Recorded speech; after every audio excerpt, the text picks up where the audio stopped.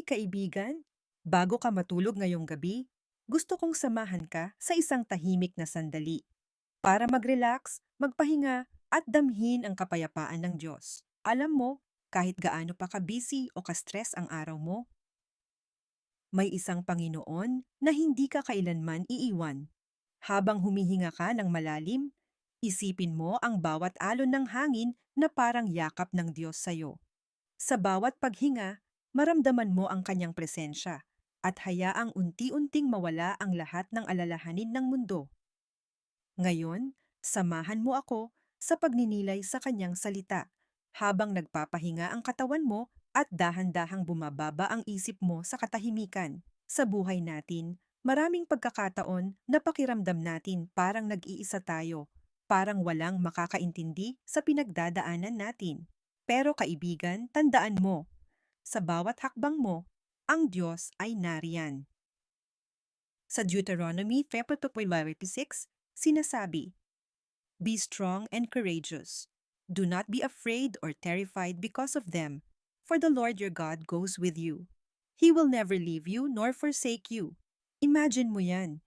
Kahit sa pinakamadilim na gabi, kahit sa pinakamasalimuot na problema, may kasama kang hindi mo nakikita pero laging nariyan. Maraming beses, iniisip natin na kailangan nating ayusin lahat. Kailangan nating kontrolin lahat ng bagay. Pero minsan, ang kailangan lang nating gawin ay huminga at ipaubaya sa Diyos. So habang nakahiga ka, isara mo ang mga mata mo at isipin mo, "Lord, I trust you. I release everything to you." Dahan-dahang i-relax ang balikat mo, ang katawan mo. Bawat parte ng katawan mo, hayaan mong maramdaman ang presensya niya. Alam mo, ang kanyang faithfulness ay parang ilog na hindi nauubos. Walang hanggan. Kahit anong unos, kahit anong bagyo, ang kanyang pagmamahal ay nananatiling tapat. Gusto kong ikwento sa iyo ang isang simpleng kwento. Isang tao na parang karamihan sa atin, may bigat sa puso. Maraming problema sa trabaho, sa pamilya, sa relasyon, at pakiramdam niya, hindi niya kaya. Ngunit isang gabi, habang nakahiga at nagdadasal, naramdaman niya ang isang kakaibang kapayapaan. Hindi sa pamamagitan ng magic, kundi sa katahimikan, sa pagninilay at sa pagtitiwala sa Diyos. Dumating siya sa puntong napagod na sa sariling lakas at doon niya natutunan.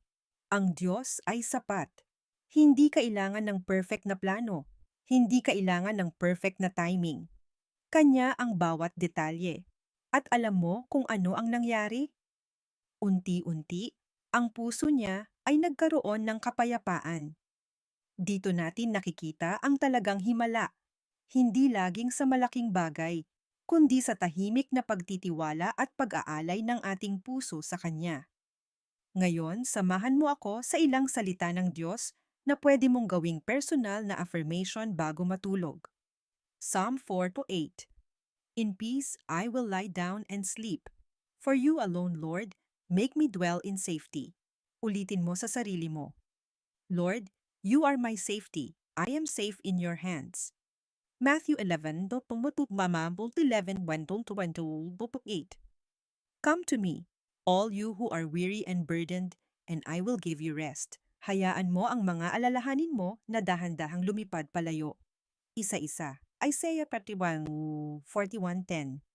So do not fear, for I am with you. Do not be dismayed, for I am your God. I will strengthen you and help you. I will uphold you with my righteous right hand. Maramdaman mo sa dibdib mo ang lakas at proteksyon ng Diyos, kahit sa katahimikan ng gabi. Habang dahan-dahan nang bumabalot ang gabi, habang papalalim ang iyong hininga, isipin mo kaibigan na hindi ka nag-iisa. Isang simpleng panalangin bago matulog. Lord, salamat sa araw na ito. Salamat sa bawat sandaling patuloy mong pinapalakas ako, pinapaligaya ako, at pinapanatili ang pag-asa ko. Tulungan mo akong makatulog ng payapa na may kapayapaan sa puso at isipan. Gabayan mo ang bawat pangarap at planong nasa isip ko at tulungan mo akong magtiwala sa iyo sa bawat hakbang ng buhay ko. Amen. Ngayon, hayaan mo ang sarili mo na huminga ng malalim, maramdaman ang katahimikan, at hayaang magdala ang Diyos ng kapayapaan sa iyong gabi. Good night, kaibigan. Sa bawat paghinga mo, maramdaman mo ang kanyang pagmamahal, at hayaang ito ang magdala sa iyo sa isang mahimbing at payapang pagtulog.